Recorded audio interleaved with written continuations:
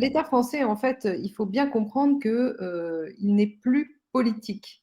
Mmh. Il y a une structure de pouvoir qui existe indiscutablement, comme on peut tous, la subir.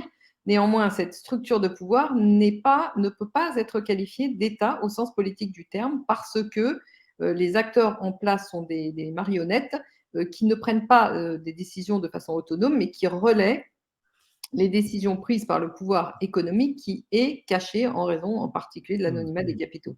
Mais ce pouvoir économique, il est caché mais réel et c'est lui qui a la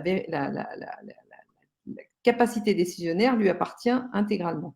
Donc c'est en ça que je dis qu'il n'y a pas d'État, parce Ouais. qu'on ne Mmh. parle d'État qu'au sens politique du terme. Or Mmh. là, nous vivons sur une imposture, un État qui n'en est pas un, mais qui fonctionne avec les attributs d'un État, c'est-à-dire en particulier la force publique.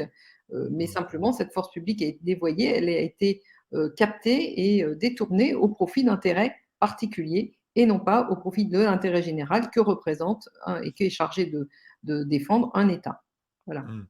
Oui et vous le dites, notamment là, le monde a été privatisé au profit d'une petite caste et vous parlez bien sûr de groupes financiers. Là derrière, il y a finalement vous dites: «Il y a pas tellement de monde derrière». Il y a les gens sont très puissants, mais ils sont pas si nombreux que ça finalement. Ils sont sous des apanages ou des paravents, vous appelez ça des paravents, mais finalement ils sont pas tellement nombreux, selon vous, Valérie? Alors, déjà, je voudrais préciser, que, Ouais. qu'est-ce qui est le marque quels sont les marqueurs indiscutables du fait que nous ne sommes pas un État politique? C'est Mmh. premièrement l'existence d'un parlementarisme dit Mmh. représentatif, fondé sur des partis politiques et deuxièmement, l'existence d'une banque centrale indépendante. Quand vous êtes en Mmh. présence de ces 2 phénomènes, agrémentés d'une pseudo-séparation des pouvoirs qui n'a jamais existé, et qui n'existe pas pour la raison suivante. Premièrement, le pouvoir exécutif est une émanation du pouvoir législatif, puisque ce sont Mmh. les vainqueurs aux élections législatives qui envoient des représentants au pouvoir exécutif. Et d'autre part, ce qu'on appelle le pouvoir judiciaire, qui est en réalité une autorité judiciaire, fait partie intégrante elle-même du pouvoir exécutif. Donc, dans ces conditions, de façon absolument structurelle, on ne peut pas parler de séparation des pouvoirs. Ouais. Là encore, on est en pleine imposture.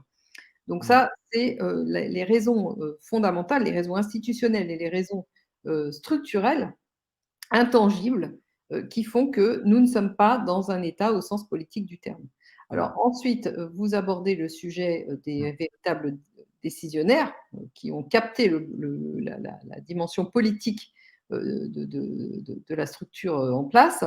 Eh bien, effectivement, elles sont régies par l'anonymat des capitaux. Cet anonymat s'est, répandu, comme la peste, Ouais.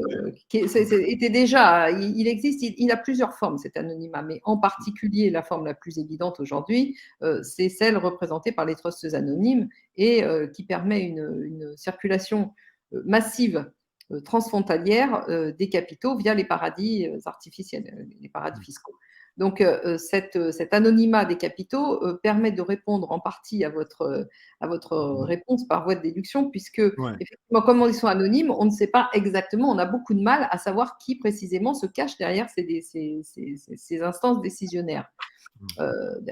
Qui a vraiment le pouvoir décisionnaire. Néanmoins, on a un indice, à partir du moment où les gens se cachent, on se doute bien qu'ils sont bien concentrés.